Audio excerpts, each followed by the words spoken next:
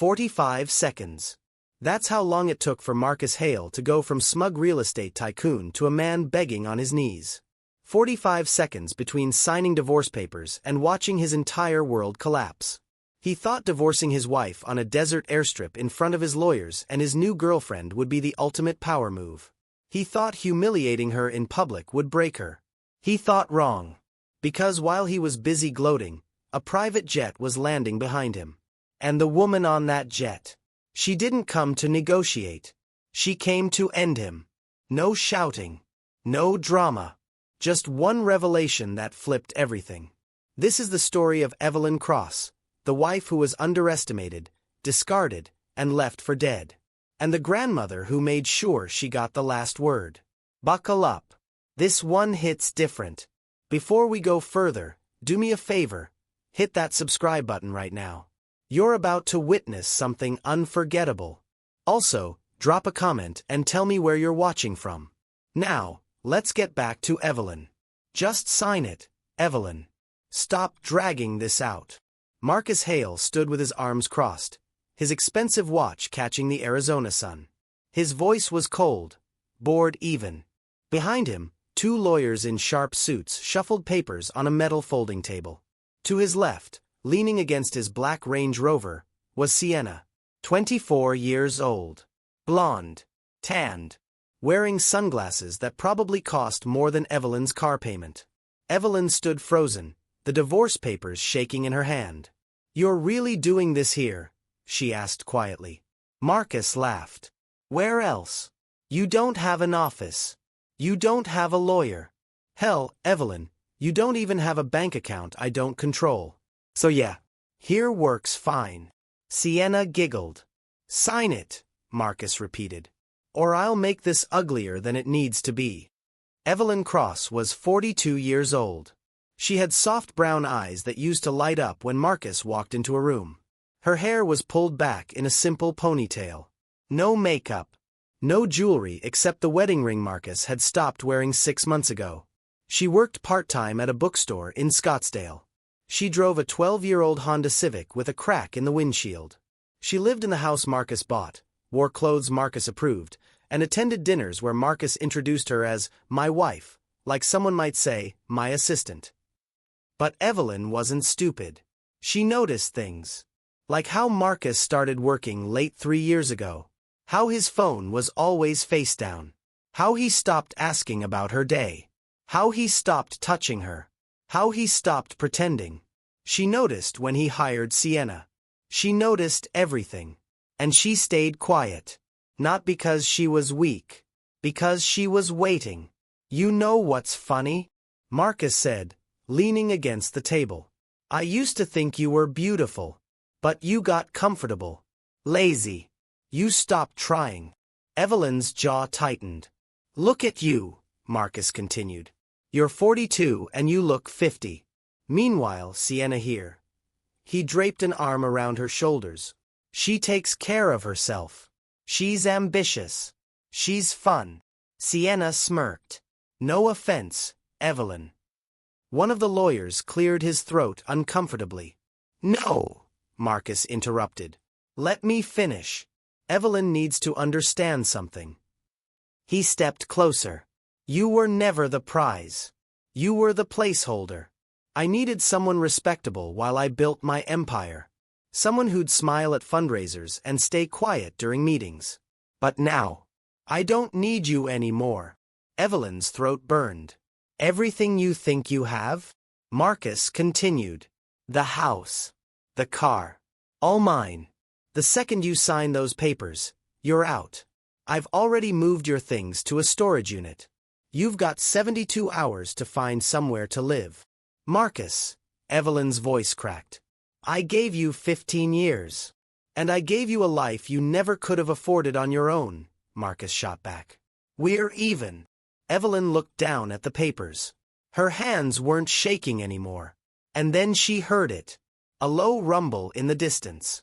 The Gulfstream G650 appeared on the horizon, sleek and silver, cutting through the sky. It descended smoothly and touched down on the far end of the runway. Marcus stopped talking. "What the hell is that?" The plane taxied closer until it stopped about 50 yards away. The door opened, and stairs unfolded. A woman stepped out. She was in her late 70s, tall and rail-thin, with silver hair pulled into a tight bun. She wore a black pantsuit, and her heels clicked against the metal stairs like gunshots. Behind her, 2 men in dark suits followed, carrying briefcases.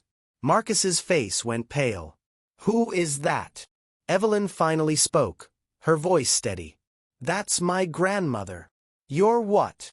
"My grandmother. Cordelia Ashford." One of the lawyers gasped. "Cordelia Ashford? The Cordelia Ashford?" Marcus's jaw went slack. "No, that's not. She founded Ashford Capital," Evelyn said quietly. "One of the largest private equity firms in the country. She's worth about $8 billion. Sienna's mouth fell open. Marcus looked like he'd been punched. "You never told me. You never asked," Evelyn said simply. Cordelia Ashford reached the group, her cold blue eyes sweeping over Marcus and the lawyers. "Evelyn," she said, her voice crisp and British accented. "I see you've been busy. Grandmother." Cordelia's gaze shifted to Marcus. "And you must be the husband." Marcus straightened, trying to recover. "Mrs. Ashford, I didn't know." "Clearly." She looked at the folding table, the divorce papers. "How quaint. Conducting legal proceedings on an airstrip." One of her men handed her a tablet.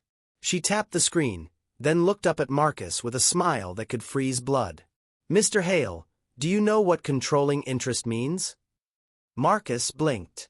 "What?" 15 years ago, when you were starting your real estate empire, you needed capital. A generous investor gave you that capital in exchange for equity. Do you remember that investor? Marcus's mouth opened, but no sound came out. Cordelia smiled. "It was me. I own 62% of Hale Developments," Cordelia said calmly. "And as of 10 minutes ago, those shares were transferred to my granddaughter, Evelyn Cross. Your wife." The world stopped. Marcus staggered backward. "That's not possible." "You didn't read the fine print," Cordelia said. "The shares were held in a trust. Silent. Invisible. Until I decided they shouldn't be." One of the lawyers whispered to the other. They both looked at Marcus like he was a dead man. "Evelyn," Marcus croaked. "You knew about this?" Evelyn met his eyes. "Not until yesterday." Cordelia's assistant stepped forward. "Mrs. Ashford, the banks are confirming. All accounts tied to Mr. Hale's developments have been frozen." Marcus lunged forward. "You can't do this." "They're hers," Cordelia said coldly. "And if you take one more step, security will remove you." 2 more men stepped off the plane. Marcus's knees buckled. He grabbed the table to steady himself, and the divorce papers slid onto the asphalt. Sienna grabbed her purse. "I have to go." "Smart girl," Cordelia said. Evelyn stood there, her heart pounding, not with fear, but with something she hadn't felt in years. Power. Behind her, Marcus was shouting at his lawyers. But Evelyn wasn't listening. Cordelia turned to her. "Shall we go?" Evelyn looked back one last time at the man she'd loved, the man who'd broken her, the man who was now on his knees clutching divorce papers that no longer mattered. She nodded. "Yes. Let's go."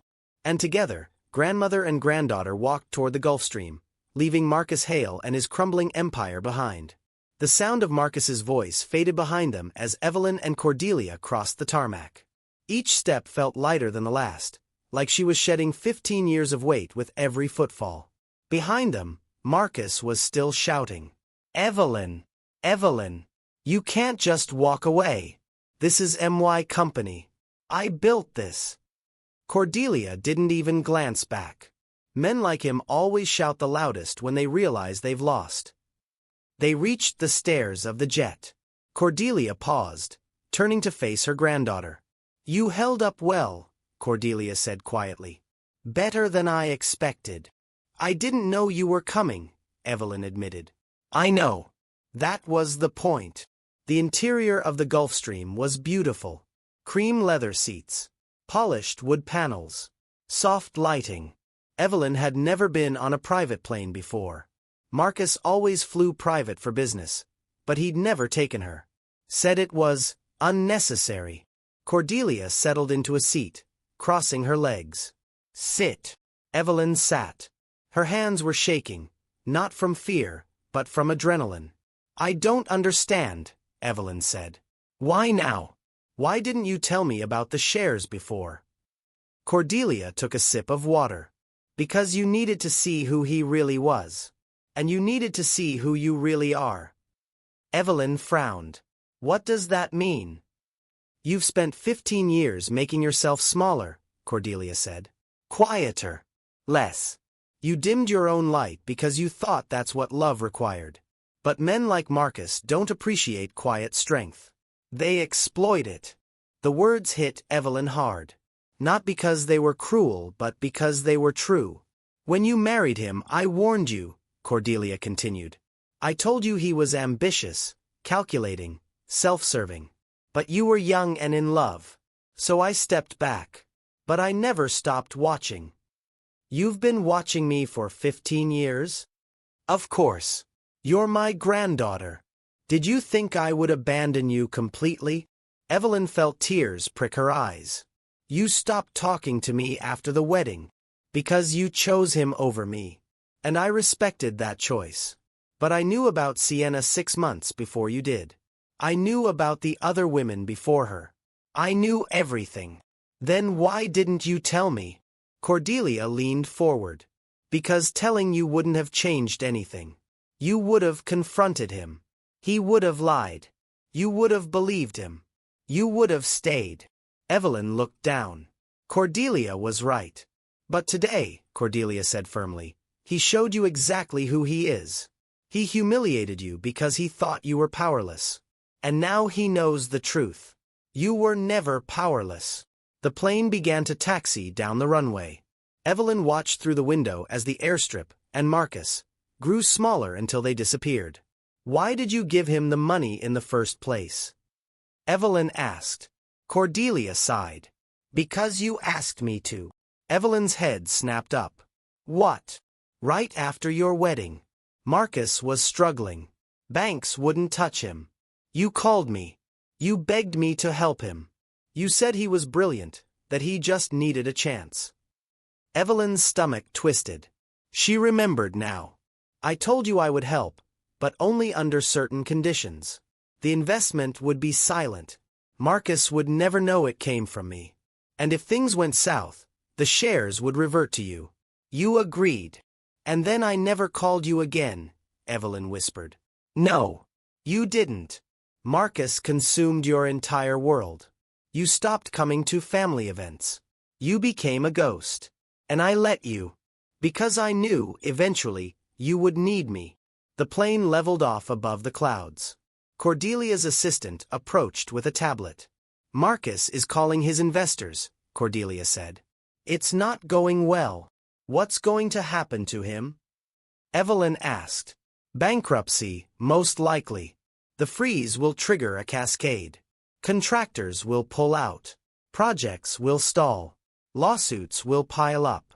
And Sienna. I give her 48 hours before she disappears. Evelyn should have felt guilty. But all she felt was relief. He deserves it, she said quietly. Yes, Cordelia agreed. He does. The assistant handed Evelyn a folder. She opened it, scanning the documents, all showing her name as the majority shareholder. This is real, Evelyn breathed. You own 62%, Cordelia said. You'll need to decide what to do with it. Sell. Restructure. Dissolve. It's your choice now. I don't know anything about running a company. Then learn. Or hire people who do. Or walk away and let it burn. The point is, you have choices now. Real choices. Evelyn closed the folder. She stared out the window at the desert landscape below. I wasted 15 years, she said softly. No, Cordelia said firmly.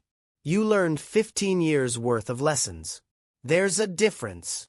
I let him make me feel worthless. He tried. But he failed. You're still here. You're still standing. And now you're free. Evelyn felt the tears come then, hot and fast, spilling down her cheeks. Not tears of sadness. Tears of release. Years of holding everything in, of pretending everything was fine, it all came pouring out. Cordelia didn't move. She just sat there, letting Evelyn feel what she needed to feel. When the tears stopped, Evelyn wiped her face. What now? Cordelia stood and poured 2 glasses of champagne. Now we talk about your future. The real one. She handed one to Evelyn. To new beginnings, Cordelia said. Evelyn raised her glass. To new beginnings. They clinked glasses, and for the first time in 15 years, Evelyn smiled. A real smile. Evelyn stood in the lobby of Ashford Capital's headquarters in Manhattan. The building was all glass and steel, towering over the city. She wore a tailored navy suit, her first business suit ever. Cordelia walked beside her. You'll start in acquisitions. Learn the business from the ground up. No shortcuts. You'll earn your place here. I understand, Evelyn said. The elevator doors closed, and Cordelia looked at her granddaughter. You remind me of myself at your age, Cordelia said quietly. Before I learned to stop apologizing for taking up space. Power isn't something you ask permission for. It's something you claim. Evelyn met her gaze. I'm ready to learn. Cordelia smiled. Good. Because the world doesn't wait for women who ask nicely. It bows to women who refuse to be ignored. The elevator climbed higher. Below, the city sprawled out. Chaotic, beautiful, full of possibility. Somewhere in Arizona, Marcus was probably still scrambling, still trying to salvage something from the wreckage. But Evelyn wasn't thinking about him anymore. She was thinking about tomorrow. And for the first time in 15 years, tomorrow felt like something worth fighting for. The headline read, Hale Developments files for bankruptcy. Former wife now controls assets. Evelyn read it over morning coffee in her new apartment overlooking Central Park. She didn't smile, didn't gloat, just folded the paper and set it aside. Her phone buzzed. A text from Cordelia. Board meeting at 9. Don't be late. Evelyn texted back. I won't. She stood and looked at herself in the mirror. The woman staring back wasn't the same woman who'd stood on that airstrip 3 months ago. This woman had sharper eyes, steadier hands, a spine made of steel. This woman didn't apologize for existing. This woman didn't shrink. This woman took up space. And she was just getting started. So that's the story of Evelyn Cross. The woman who was underestimated, humiliated, and discarded, only to rise stronger than anyone expected. If this story moved you, hit that subscribe button right now. Drop a comment below. What would you have done if you were Evelyn? And remember, loyalty doesn't mean weakness. Silence doesn't mean surrender.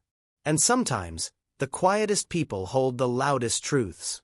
Thanks for watching. I'll see you in the next one.